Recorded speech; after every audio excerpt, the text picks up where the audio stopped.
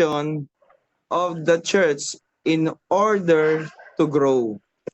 Sa Tagalog, dapat mong ikompromiso ang mensahe at ang misyon ng simbahan upang umunlad. Okay? Ano daw yung i-compromise? Siyempre yung message and mission ng bawat church natin. Okay? In order to grow, para lumago. Hindi yung kung ano-ano lang yung maisipan natin, yun lang yung gagawin natin, baka hindi na naka-align doon sa itinuturo ng mga pastor nyo, no, sa church ninyo. So kailangan naka-align sa mga tinuturo ng mga pastor. Okay? So baka mamaya ay iba na ang maging way, no? Hindi na Lord's way, kundi sariling way na natin. Okay? So let us pray po muna. Hallelujah, Lord. Father God, we thank you muli, Panginoon. Salamat sa pagkakataon na muli kami ay yung pinagtipon-tipon sa online na ito. Sa iyo po ito, Panginoon, at dalangin po namin, Panginoon, na muli meron po kaming matutunan sa bawat ipapahayag mo, at gamitin mo lamang po ako bilang kasangkapan, daluyan ng pagkapala na nagmumula po sa iyo.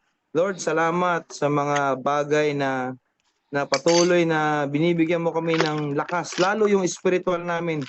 Pagamat nakikita ng iba na kami ay, yung iba ay may mga sakit physically, pero spiritually strong. At salamat po, Diyos, sa iyong mga salita na patuloy na nagbibigay sa amin ng kalakasan. Ano man ang aming mga pinagdadaanan, sari-sari mang mga level ng mga pagsubok, pero hindi po kami natitinag dahil kasama ka namin, Panginoon. And salamat po, Diyos, sa aming pag-aaralan about this topic na number 4. At we pray, Lord, na ako po'y pagkalooban mo ng kapahayagan, ng wisdom, knowledge, and understanding, at nang maunawaan po namin sa mababaw na kaparaanan mo at kapaliwanagan mo, at ikaw po, Panginoon, lamang ang mataas sa aming buhay. Salamat po, Diyos. Pinupuri ka namin, dinadakila. In Jesus' name we pray. Amen and amen and amen. Ayan. So, pray ng Diyos. So, yun po, ano? You must compromise the message and the mission of the church in order to grow. So, muli, sa mga hindi nakakalam, minihimay-himay po natin, no, sa tulong ng Diyos, ito pong Purpose-Driven Church na libro na pinagkaloob kay Pastor Rick Warren. Okay? Kasi mainam po ito na mahimay-himay po natin yung mga nangyayari sa bawat mga churches, no? Sa bawat templo ng Diyos. Okay? So, sabi rito, this popular myth, no, itong popular na alamat na ito, implies that leaders of growing churches are somehow selling out the gospel in order to grow. Pag sinabing selling out, ang pagkakaintindi natin diyan, syempre, parang binebenta, no? Binebenta yung gospel, yung mabuting balita, no? Pero actually, ito po ay talagang binabahagi talaga natin, no?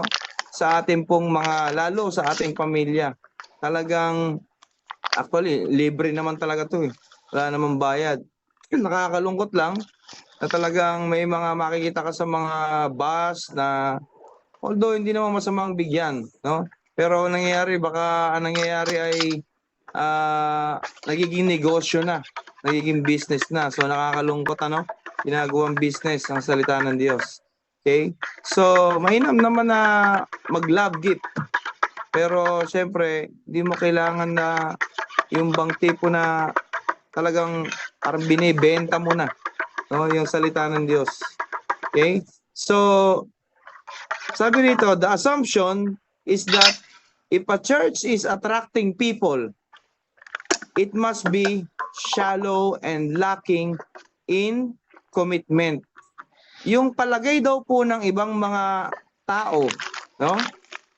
Assumption, pag sinabing assumption, yung mga palagay na ang isang church daw po, no, kung marami ang na-attract na tao, sabi rito, it must be shallow, kumbaga mababaw, no? Mababaw daw, yun yung palagay ng iba.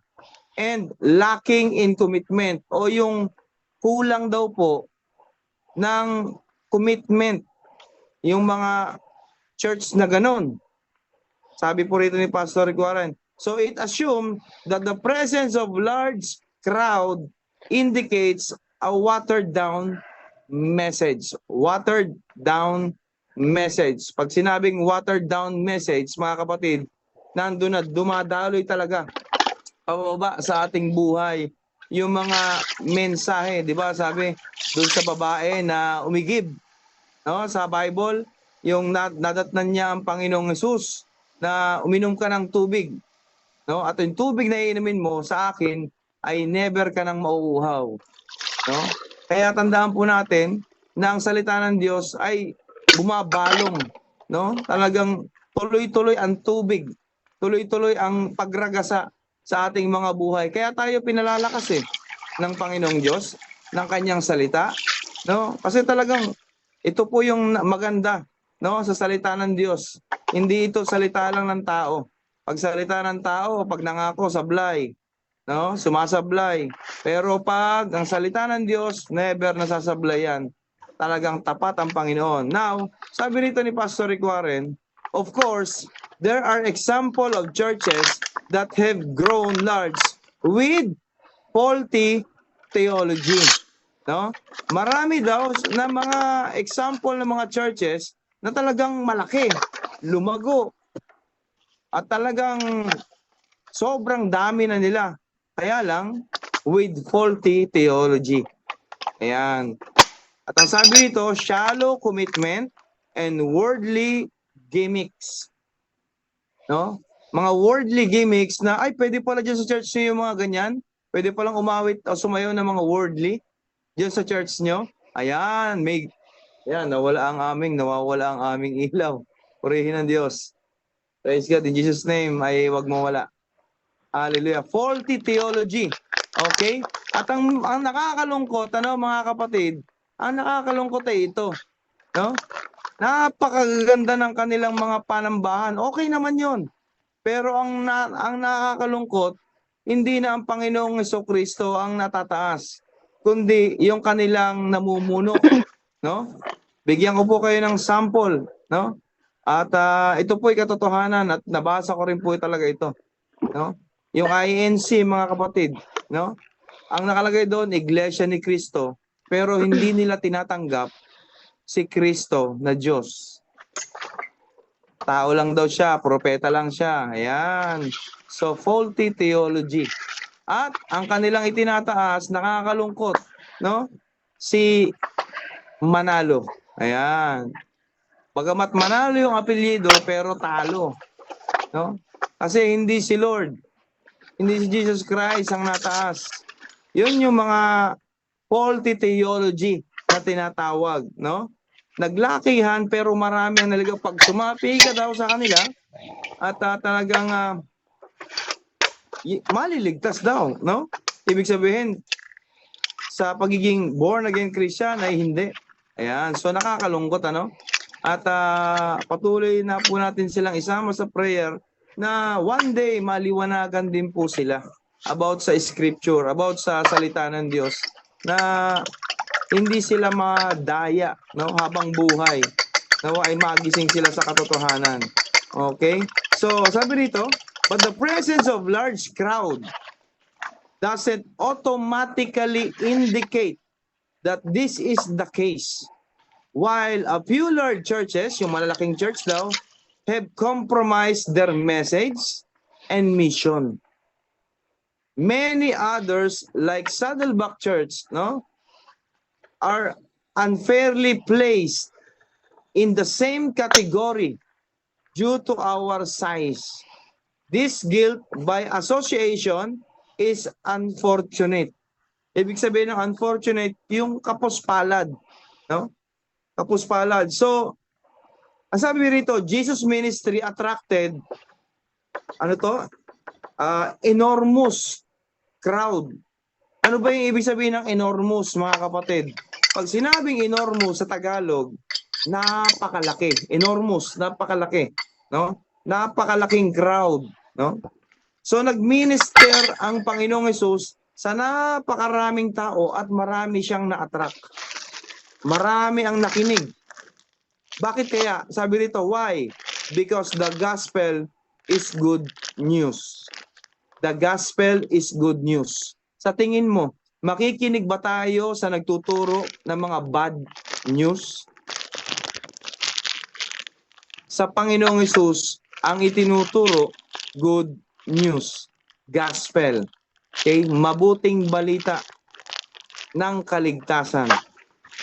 Pero, halimbawa ako, nagtuturo ng masamang balita, no? Mga kapulaanan, no? Sa tingin nyo, may makikinig pa sa akin? Wala na, no? At parurusahan ako ng Panginoon. Siyempre, no? Kasi mali-mali ang itinuturo ko eh, no? Pero ang Panginoong Hesukristo, maraming nakinig, pero mamaya malalaman natin, yung mga nakinig na yun pa yung nagpapako sa Kanya. And it has an attractive power when clearly presented. Jesus said, no? Sabi ng Panginoong Hesukristo sa John 12:32, when I am lifted up from the earth, I will draw all men to myself. No? Ano po ang sabi dito sa Tagalog? Dito po sa John chapter 12. Ayan, Jesus name, wag magba-blackout, Lord. Ayan, John chapter 12 verse 32. Okay? Ang sabi rito sa Tagalog, at kung ako'y maitaas na, ilalapit ko na sa akin ang lahat ng tao. Ayan. Sabi niya, ilalapit ko na sa akin ang lahat ng tao. And ito na po yung nangyayari sa ating mga buhay at sa ating pamilya na inilalapit na tayo sa Panginoon. Huwag na po tayong lumayo. Amen? So, not only did crowds of adults want to be around Jesus, so did young children, pati yung mga yung mga kabataan, kahit yung mga bata pa, no? Malapit ang Panginoon sa mga bata, no? Hindi batang isip. Okay? Mga bata, kabataan, no? So a Christ-like church will have the same drawing effect on people. Ibig sabihin mga kapatid, no? Tayo po na mga anak ng Diyos, we are the Christ-like, no? Jesus Christ, at napakalaking epekto po sa ibang tao na makita nila yung tunay na pagbabago ng bawat isa sa atin. Amen?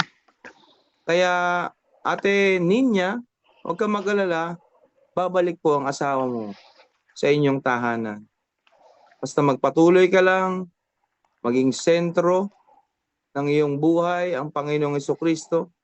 Huwag kang manghinawang, ipanalangin, no? Yung mga asawa nyo na talagang napakababait, ipag-pray nyo po, no?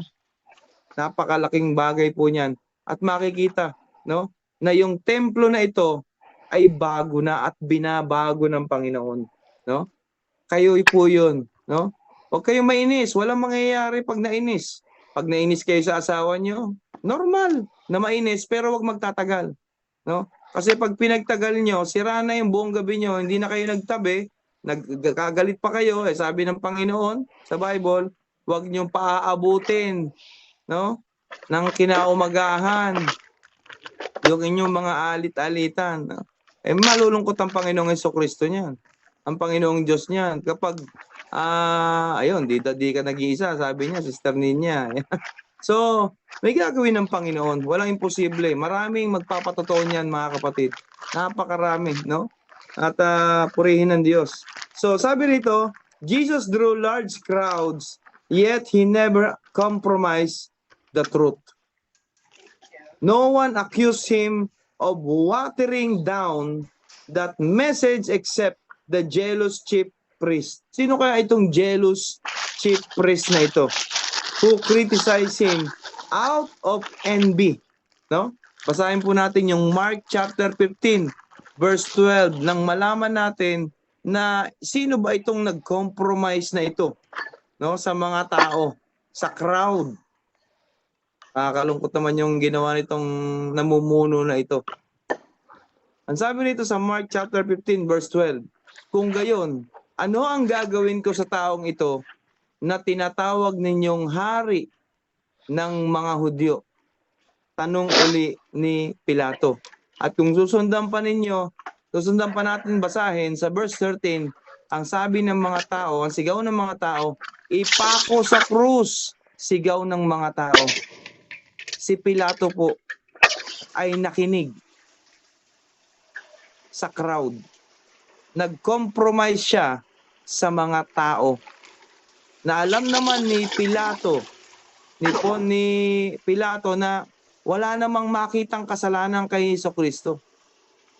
No? Kaya mahirap yung nagko-compromise, mga kapatid.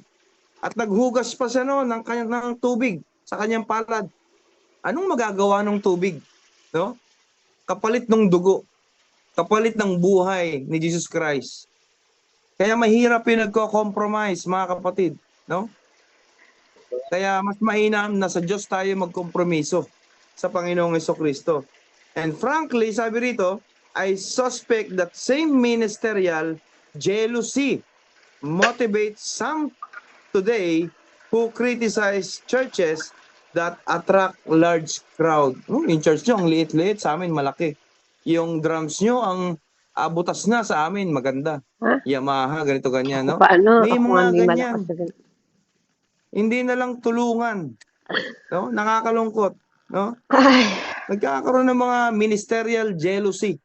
Hindi dapat ganoon. Ay, sa inyo, attendee, tatatlo lang sa amin, 3,000. buksan mo na. Tuwan-tuwa ka naman? Tuwan-tuwa tayo sa ganoon? Hindi.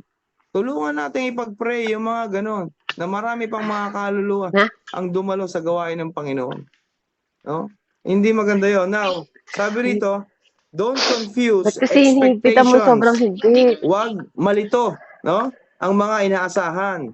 So another reason many people think large churches are shallow is because they confuse what is expected of unbelieving attenders with what is expected of the actual church member. Ilak mo yung pinto Maraming ganyan, ano? Hindi ko na mailalak yan. Nalilito. At inaasahan Gagalitan nila kayo dyan, kaya umaalis malaki ang kayo, lagi church nang nito is nilalak. okay, no? Okay ang kanilang samahan, ganito ganyan. Actually, lahat naman ang dumadalo sa maliit o malaking panambahan, lahat yan may mga sakit. Kahit dito sa Zoom, lahat tayo may mga sakit. No? Spiritual. Walang pwedeng magsabi sa atin na ako, mataas na ang aking pananampalataya. No? Mataas ang aking, ako'y palaging babad, ganito ganyan. Okay yun, maganda yun, babad tayo. Pero hindi tayo pwedeng magmalaki sa kahit ano at lalo sa Panginoong Diyos. Amen. Sa biyaya lang ng Panginoon, no? Kaya yun ang yun, lalo mga bago, yun ang tinitingnan nila eh. No, pag uma-attend sa church, talagang ba't kaya maraming umattend dito? Siguro napakababait na ng mga tao rito. No? Sorry, lahat tayo may mga masasamang ugali. No? Aminin man natin o hindi. Pero dahil sa pakikinig at pagbabasa ng salita ng Diyos, doon tayo natututo at doon tayo ginagawang mapagpakumbaba ng salita ng Diyos, ng Panginoon. Lahat tayo mga kapatid. Walang pwedeng magmalaki sa atin. So, these are two very different groups, sabi rito. At Saddleback, we use the term the crowd and the congregation. No? Maririnig niyo sa inyong mga church. Wow, praise God, ang kongregasyon ay napakarami. No? Yung iba naman sinasabi, wow, the crowd. No? Ang daming dumalo. Sabi nga ni Ate Leonora kanina, no? Nagpa-salamat siya sa Panginoon. Ang dami nila sa JCIL. Purihin ng Diyos, mainam yun. Okay?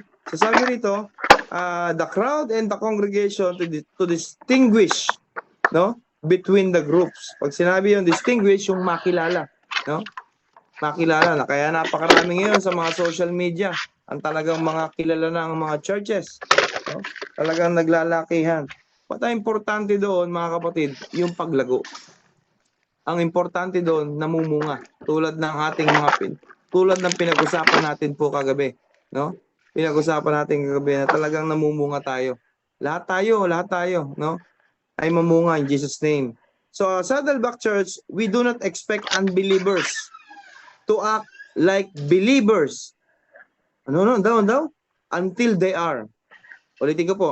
As Saddleback Church, we do not expect, hindi sila nag-expect sa mga unbeliever to act, no? Kumilos, no? Like believers until they are. Marami naman kasi mga bago na uma-attend, no? mga 3 buwan pa lang, no? Siyempre, dadalhin muna yan sa small group, tapos dadalhin na mga 3 months, dadalhin na yan sa pinaka-big na panambahan. Pero hindi sila nag-i-expect na yung mga taong umaattend na yon ay talagang mga believers na. Kahit man po ako, mga kapatid, na umaattend noon ng 2011 ng Bible study doon sa Jeddah, sa kwarto po, sa mga kwarto ng kapatid doon, sa may mga kwarto doon na pinagdadausan ng mga Bible study every Friday. Hindi ko naman masasabing born again na ako eh. Hindi. Kasi gumagawa ng mga di kalugod-lugod sa Panginoon. Nagiinom pa rin kami. Di ba? So, ganun ang mga ginagawa namin noon sa Saudi. No? Until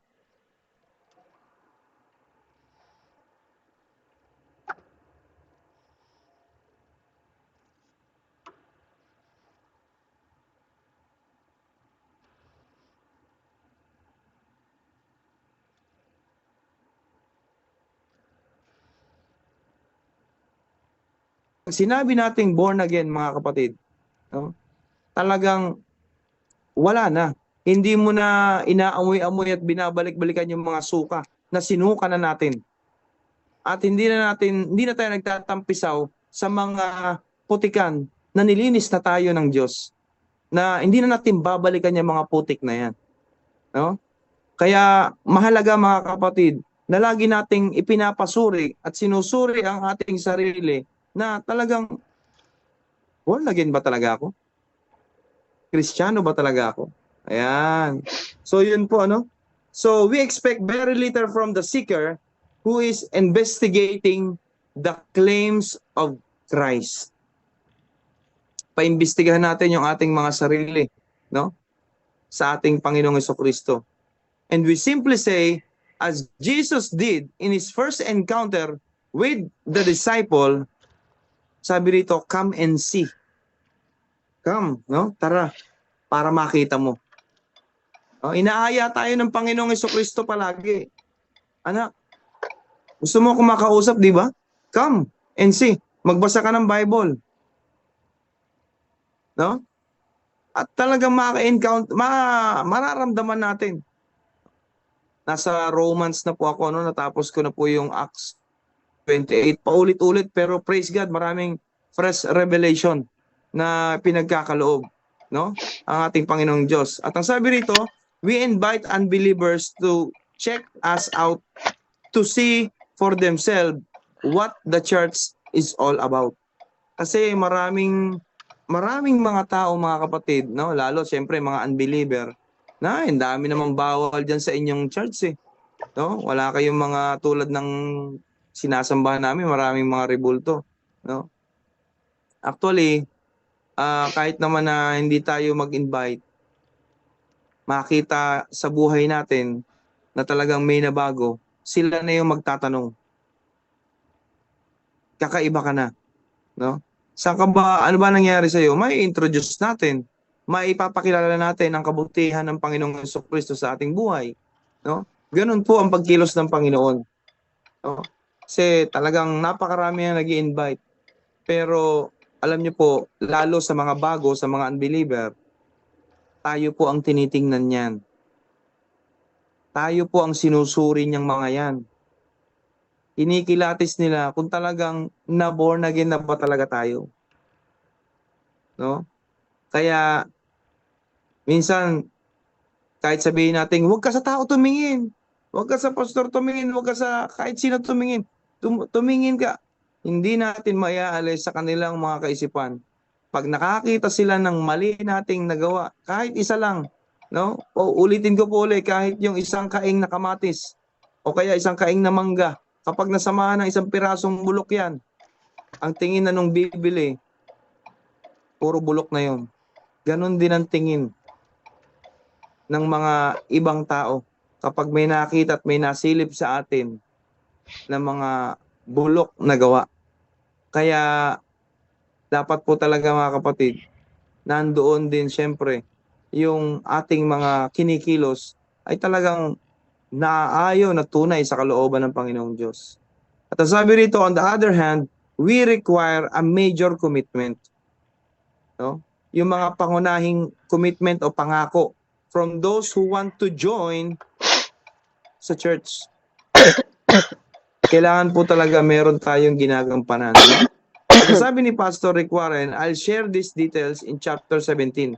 No? Sa mga susunod na pag-aaral, matadaanan po natin itong sinasabi niya. So, all prospective members must complete a membership class. Ganun sa kanila. No? Talagang medyo mahigpit. Membership class and are required to sign a membership covenant. Meron silang ganun. Membership covenant. No? Sa atin, dalo lang. Dito sa Zoom, syempre, basta may pinasang link, dalo tayo. No? Kasi ito yung magpapabigay sa atin ng lakas, lalo sa mga malalayo sa pamilya. No? Pag uwi nyo sa Pilipinas, hanap agad kayo ng masasambahan, no, na Christian church. No? At sabi rito, by signing the covenant, members agree to give financially. Ganun sa kanila, sa Saddleback Church, kila Pastor Rick Warren. Serve in a ministry, ayan. Share their faith, follow the leadership, at ang matindi rito, avoid gossip. No? Bawal sa kanila yung mga chichismis, yung kapwa nila mananampalataya. Avoid gossip and maintain a godly lifestyle. Among other things, Saddleback Church practices church discipline. May disiplina sila, mga kapatid. No? And I believe, tinuturuan tayo sa ganitong gawain, no, ng ating Panginoong Diyos, yung disiplina. No? Pag time na. No? Umpisa na, kahit ilan lang po tayo. Dito man lang, no, ay ma-practice po natin para pagdating ninyo po dito sa bansang Pilipinas o kung saan man kayo dalhin, alam niyo pag time na, pasok na. Ayan. No? So, something really heard of today. If you do not fulfill the membership covenant, you are dropped from our membership. Ganon sila katindi. Ganon sila kahigpit. No? Sa Saddleback Church. We remove hundreds of names from our roll every year. Nagre-remove sila. No? So, new members also agree to take additional classes where they will sign growth covenants. May growth covenant pa sila. That include tithing. Siyempre, mga nakakaunawan at mga talagang nahipo na ng Panginoong Diyos sa kanilang mga puso sa pagtatides and offering. Having a daily quiet time and participating weekly in a small group o yung tinatawag na cell group o life group, no? So one of the reasons Saddleback has not had a lot of transfer growth is because we expect so much more from our members than most other churches do. Marami po kasi mga nagtatransfer, ano?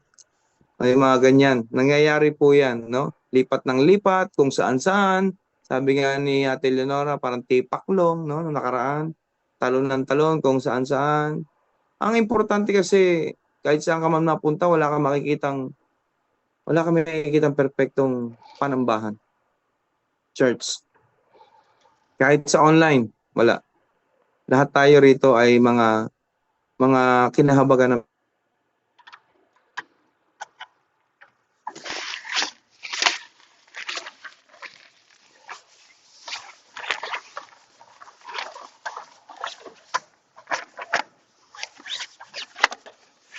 the greater the response we get.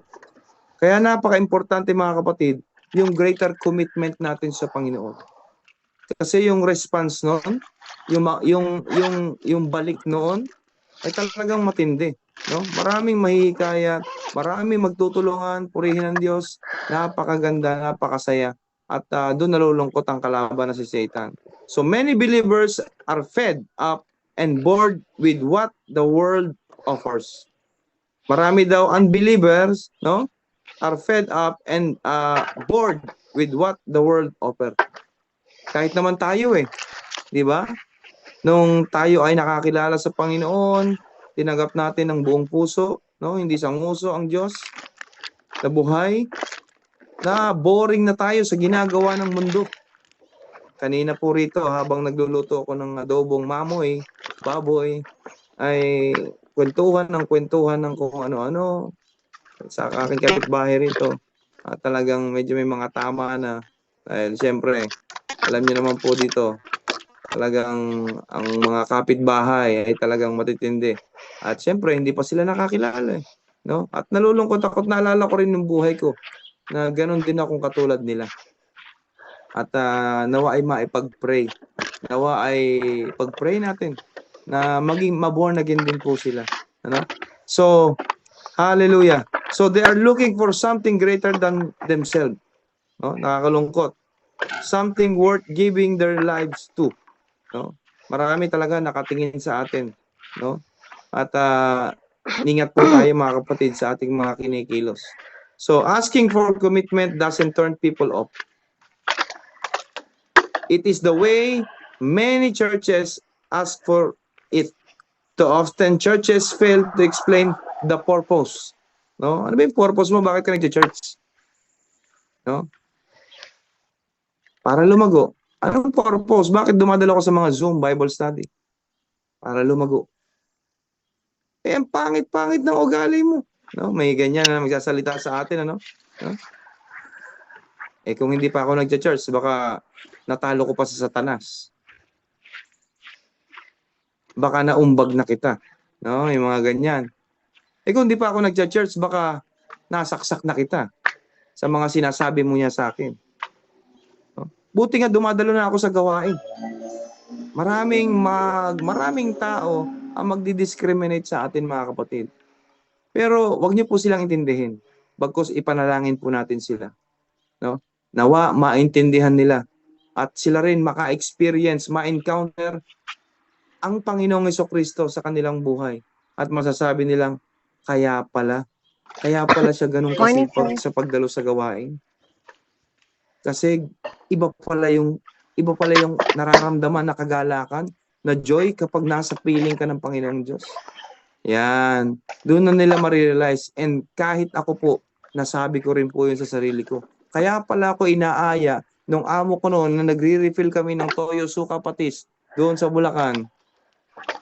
Sabi niya, dumalo ka, no? Inaaya ko, may Catholic pa ako noon. Ala, hindi ako dyan. Hindi ako nasama dyan. Walang ligtas eh. Pagdating sa Saudi Arabia eh. Suko sa Panginoon eh. Oh.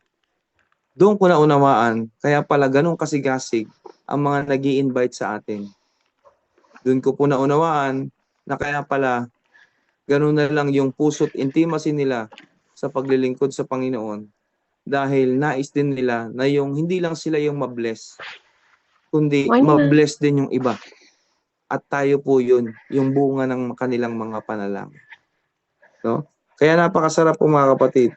At bilang pagtatapos, malapit na po, hallelujah, being contemporary without compromising. No? Ito na po yung last. Yung pagiging kapanahon ng walang kompromiso. So anyone who is serious about doing ministry, no, yung mga seryoso, no, syempre kapag naglilingkod ka, disciple ka ng Panginoon, hindi ito laro-laro sa iyo. No, hindi ito laro-laro sa atin, no? Kasi kung alam mo yung pinaglilingkuran mong Diyos na buhay, hindi ka magpapabaya. No? So anyone who is serious about doing ministry, not just theorizing about it, and must be willing to live with the tension of what Bruce and Marshall Shelley call our ambidextrous calling. Pag sinabing ambidextrous, no? Parang dextrous ambidextrous calling, ito yung mahusay na kamay. Mahusay na kamay. Meron din namang tawag dito, naaalala ko tuloy si Ate Nika, yung kanyang amo, nakakalungkot no? Napakabait. No? Iba yung ginagawa ng kamay nun eh. Puri ng Diyos. Naway bago. No? Mahusay na kamay. So, one of the hand we are obligated to remain faithful to the unchanging Word of God. On the other hand, hallelujah, we minister in an ever-changing world. Nagmi-minister po tayo, tumutulong tayo sa mga kapatiran na sila rin ay mabago. Hindi yung mundo, hindi yung world ang makapag-manipulate sa kanila, kundi ang makapag-manipulate ay si Lord. Si Lord ang magbigay, bagamat siyempre may free will, pwedeng tumanggi kay Lord, pwedeng sumunod kay Lord. May free will tayo, hindi ganun kaano si Lord. Hindi siya yung, kumbaga, pababayaan niya tayo, mamili ka kung anong gusto mo. No? Sa Panginoong Hesus o kay Satan. No? Pero, wag nating kakalimutan at pababayaan na kailangan natin mag-minister. No? Sa ibang tao. And sadly, many Christians, unwilling to live with this tension, retreat to one of two extremes. Nakakalungkot, merong mga Kristiyano, unwilling sila, no? Lalo pag may mga tension na nangyayari, no, yung bang ang daming pinagdadaanan sa pamilya, sa mga kapatid o sa kamag-anak, mga persecution, no? Ay nag-retreat na. Kumbaga sa Tagalog, bumabalik na uli. Tumatalikod na, umaatras na, no? Sa paglilingkod, no? Wag po. Patuloy po tayo. Patuloy po tayo sa paglilingkod. So some churches fearing worldly infection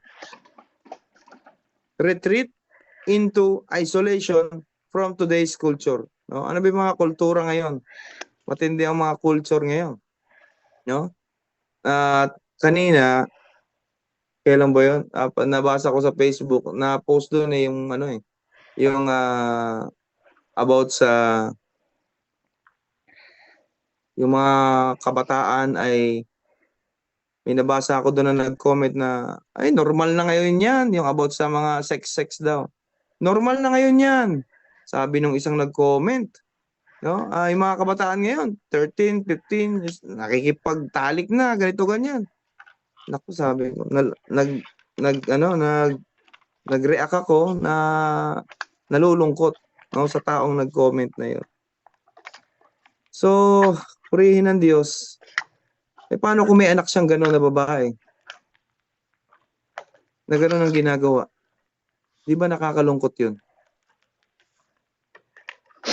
Na dapat, ang ating pong itinatanim sa ating mga mahal sa buhay, sa ating mga anak, ay ang salita ng Diyos.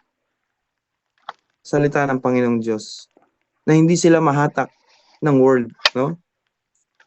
So, while most do not retreat as far back as the Amish have, many churches seem to think that the 1950s was a golden age, and they are determined to preserve that era in the church. No, ng mga 1950s, mga ganyan na mga naabutan nila ay talagang nape-preserve nila, no? Napapanatili nila. Sige po, Ate Rose, amen. God bless po. Sige po, ayan. So, napapanatili nila yung kanilang, yung talagang patuloy na pagdaloy ng mainam at pagpapalago ng kanilang mga churches. So, what I admire about the Amish is at least they are honest about it, no? Napaka-honest po nila, no? Sa tingin nyo, sa loob ng church, no, ng panambahan, kung hindi mga honest yan, yung mga nangangalaga ng mga tithes and offering, yung mga mga usher diyan ay mga pasaway, aba, ay nakakalungkot pag ganun, no? So, purihin ng Diyos. Talagang ang mga ginagamit ng Panginoong Diyos, kahit na noon ay pasaway, nabago na. At talagang mapagkakatiwalaan na sa mga ganyan, no? Kasi kung hindi, no, ay talagang may balik yan, mga kapatid. Matindi ang balik niyan. So in contrast, churches that try to perpetuate the culture of 1950s usually deny their intent, or they try to prove with proof text that they are doing in the way it was done in New Testament times. So then there are those who, fearing irrelevance, foolishly imitate the latest fad and passion. So in their attempt to relate today's culture, they compromise the message and lose all sense of being set apart. Nakakalungkot ano na may mga kultura noon na hanggang ngayon kino-compromise pa rin. At sa mga Muslim country, talagang nandun pa rin na naka-compromise sila sa law, no? Na ganun pa rin yung kanilang sinusunod. Talagang hindi na pinaniniwalaan yung New Testament na yan. No, nandun pa rin sila sa Old Testament. Nakakalungkot. So, hallelujah. Too often, sabi rito, their churches offer a message that emphasizes the benefits of the gospel while ignoring the responsibilities and cost of following Christ. Maraming ganyan na nangyayari, no? So, sabi rito, is there a way to minister in our culture without compromising our conviction? Question ito, mga kapatid, ano? Mamaya tatalakayin natin ito. Is there a way to minister in our culture without compromising our conviction? Meron bang paraan upang magministeryo sa ating kultura nang hindi nagkokompromiso ang ating mga paniniwala? Yan yung tanong ha. Tandaan niyo yan. No? So, I believe, sabi rito ni Pastor Rick Warren, bilang pagtatapos, I believe this is, and I will discuss this more fully in chapter 12. So the solution is to follow Christ. Yun po ang solusyon, mga kapatid. The solution is to follow Christ's example of ministering to people. Wala nang iba, mga kapatid. Kung paano nagministeryo ang Panginoong Jesucristo, no? Nung siya ay nandito sa mundo, yun po ang pinaka-pattern natin. Jesus never lowered, paano yun? 3.5 years lang siya nag-minister. Yan ba susundin natin? Hindi po. No? Kasi nagpatuloy pa rin. At ang Holy Spirit ay nasa atin na. No? Na nag-uudyok na tayo po ay mag-ministry, tayo po ay sumunod sa Panginoong Jesucristo. No? Kaya niya nga in-appoint yung mga apostol. No? Nagpapatuloy hanggang ngayon. Di sana tayo naabot. No? So, the solution is to follow Christ's example of ministering to people. Jesus never lowered his standard. Nagpakababa siya pero hindi niya masyadong binaba. No? Yung standard niya. But he always started where people were. He was contemporary without compromising the truth. Kaya purihin ng Diyos dahil talagang nung nag-minister siya, puro katotohanan ang kanyang sinabi. Siyempre, Diyos siya eh. Hindi na magsasabi siya ng kasinungalingan. Puro katotohanan at puro panre-rebuke yung ginawa niya sa mga tao, sa mga Pariseo, no? Sa mga Saduceo, talaga sa mga priest. No? Kaya matindi ang impact na ginawa ng Panginoong Jesucristo. Marami ang nagalit sa kanya. Kaya tingnan mo, kahit si Poncio Pilato, kita naman niya na walang kasalanan. Pero mas sinunod niya at nag-compromise siya sa crowd. Dapat hindi po tayo ganun. Bilang mga Christian, kung ano yung katotohanan na nasa Bible, yun po ang ating pong panindigan at sabihin sa mga tao na bulag pa sa katotohanan. Amen? So, next po na topic, no? Sa buhay ni Ate Beverly, no? Yung if you are dedicated enough, ito po yung title nun, ha? If you are dedicated enough, your church will grow. Ayan. Yan po yung alamat number 5, no? Sa mga lumalagong churches. If you are dedicated enough, your church will grow. Pray ng Panginoon. Hallelujah. Let us pray. Lord, maraming salamat po, O Diyos, sa buhay na ito, na topic na ito, na yung pinagkaloob. Tunay nga po, O Diyos, na marami po kaming naunawa, naintindihan sa iyong pinagkaloob sa amin na mensahe. And we pray, Lord, na maging kalaguan namin, Panginoon, ang ganitong gawain at tunay nga po, Diyos, na sa buhay namin, ikaw lamang po ang patuloy naming itinataas. Salamat po, Diyos. Salamat ng maraming sa mga kapatid namin at patuloy na yung mga kapatid namin na hindi po nakadalo ay hipuin mo po ang kanilang mga buhay. Thank you, Lord. Ng maraming to all the glory and honor in Jesus' name we pray. Amen and amen. Praise God. No? Purihin ng Diyos. Back to you, Ate Ashley.